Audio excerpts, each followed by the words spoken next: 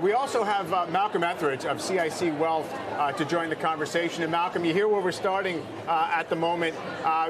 Maybe bonds over stocks, maybe look for safety over aggressive expectations for the economy. Where do you come in along that spectrum?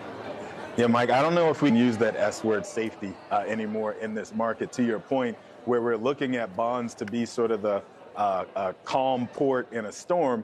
And I would need to see the correlation between stocks and bonds separate a little bit better and also for longer than it has been in the past couple of years, where they've been pretty much moving in tandem. And I know we normally would look at like high yield and say that should move somewhat in correlation with stocks, but it's been the entire aggregate bond index that's been moving in tandem, maybe not in tandem, but in correlation with the stock market. So I would want to see a little bit more divergence there before saying bonds are definitely the place that we know we can go to hide out like the good old days. But I would also say that maybe a move by the BOJ as a signal that central bankers are probably not going to be hitting the pause button anytime soon. They'll use this as sort of justification for staying hawkish longer. And so I think stock investors as well as bond investors should add a little bit more patience to their Christmas list as we get ready to turn the corner into 2023, because I don't think that the volatility we've been experiencing simply due to Fed policy is going anywhere anytime soon.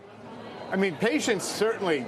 Let's never miss an opportunity to grab some of that. But I do wonder, though, what Bank of Japan move really says about other central banks and tightening efforts, right? I mean, they're essentially admitting that they were that their constraint on bond yields mechanically was not working anymore, would not for much longer.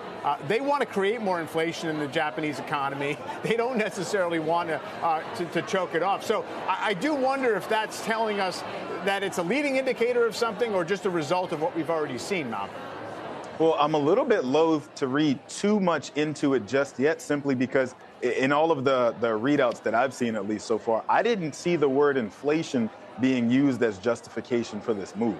They mentioned, needing to change policy, and it's the first time in a while that we've seen them get away from their lower for longer policy, but they didn't come out and use the word inflation, which doesn't necessarily say to me that they see this move the same way that the rest of the central bankers around the world will see it. I just simply meant that other central bankers, Jerome Powell and others, could use this as cover, right? They could say the BOJ's move, them being the last ones to leave the party, the BOJ's move just tells us even more that we're going in the right direction and we need to remain as aggressive as we have been. And that's the part that I'm keying on, because the rest of it from the BOJ, so far at least, from the notes that I've seen, we haven't really gotten enough to parse out specifically what this move is meant to tell us. Yeah. Tell us. Yeah.